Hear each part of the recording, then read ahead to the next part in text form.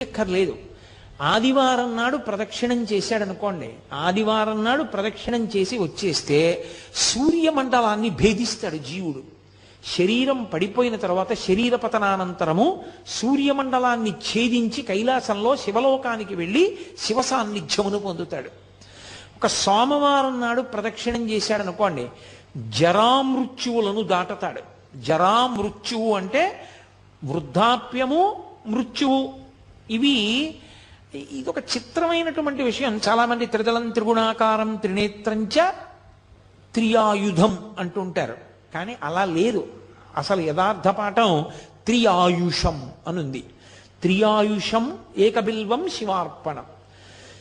త్రియాయుషం అంటే 3 రకములైన ఆయుర్దాయాల్ని కోరుతారు. నేను వృద్ధాప్యాన్ని చూడాలని నేను కోరుకోవాలి.